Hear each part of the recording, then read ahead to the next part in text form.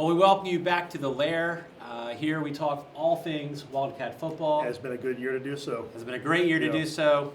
I'm LB Graham, joined by my friend Luke Davis.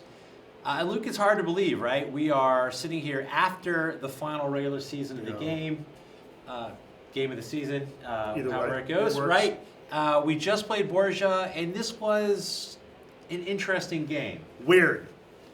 We were very two-faced in this one. Ended up with a solid win in the very end, and really started out, as you were saying earlier when we were talking, very strong. Yeah, the game opened well. We kicked off to them. They got the ball and forced a turnover, or at least a bad snap, but they turned the ball over right away. We picked it up, great field position, looked like we were punching in, take a 7-point lead. But we couldn't convert, had to kick the field goal, and it seemed to set the tone, as we were saying. The rest of the half seemed to go downhill from there. That did, and I think another thing that ironically worked in Borgia's favor was when Brett Snyder went down with that devastating ankle injury. Not that that's a good thing, and we wish Brett Snyder, we wish you the best in terms of your recovery, but that brought in Jacob Unterstall as their his backup. sophomore backup. Yeah, and we hadn't prepared for him. That threw a monkey wrench into our defensive efforts. And we got to go ahead and say that for a sophomore backup to come in a game where top seed in the district is on the line at your opponent's field, and to play as well as he did was pretty impressive. Yeah, he showed a lot of poise, really fantastic, was really threading some good passes down the middle, finding the soft zones in our defense, which was disturbing for us at the time, but really good for a sophomore to come in and make those types of reads. Really got us into a dogfight. We come in kind of, it's carnival, senior day. We're expecting sort of a family reunion atmosphere, and we spent most of the first half feeling like we're locked away in Walker White's RV. It was a really disconcerting experience. And being behind at halftime. 4 turnovers. 4 fumbles in the first half. 4 fumbles. It felt like it almost got in our head, like we were just dropping the ball because we were so conscious of the fact that we kept dropping the ball. And comedy of errors. We were trying not to make mistakes rather than playing to win. That got very difficult. And we're used to being up at halftime. We're used to playing a relatively solid first half and having the edge. We were averaging a 21.6-point halftime lead in the previous 8 contests. And that's including the 3-point lead against Christian the week before. And to be behind was going to take some character to punch through. So we came out from the half trailing 7-3, and boy, the third quarter was totally different. 7 offensive snaps in the entire quarter. 4 touchdowns. 4 touchdowns. That's pretty efficient football. That's crazy football. And we were talking in the press box. I mean, you remember what the atmosphere was like in the press box first half. It was ugly. The fact that there was no property damage is proof of the grace of God. Yes, it was.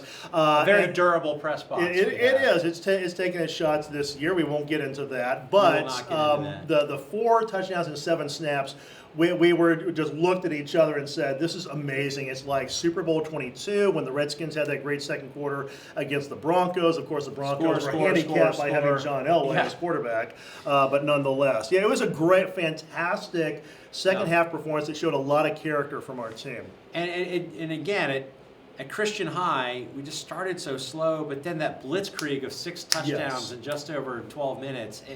This offense, when it's on fire, just looks at times unstoppable, but this is the 3rd time at least we've started really slow, and so at some level that's a little concerning that it can take us that long to really kick in gear. It does, and the fact that we weren't making blocks early on, we weren't sustaining blocks on the line for a while, but then once we started to get some confidence and we were moving the ball around the field, we were hitting those pressure points, Dylan, Logan twice, Steve Webb busting off that long run. You felt us settle into okay, we're back. This is Westminster football. The long pass to the right corner was pretty effective because we kept throwing the same almost pattern. It got out of hand.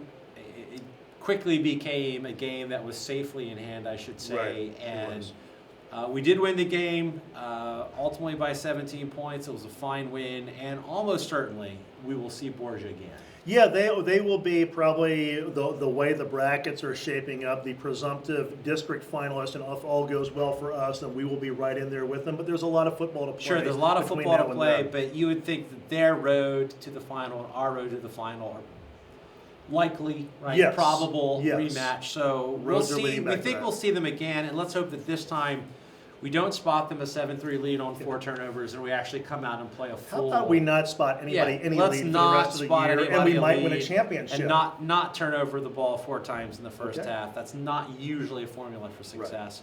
But we did get the win, and when we come back next time, we're going to preview the first district game against Kennedy, which is this Saturday, 2 o'clock. Notice the time change. ACTs. They're ACT Saturday, so we're going to start a little bit later. Hope to see you all there. All right.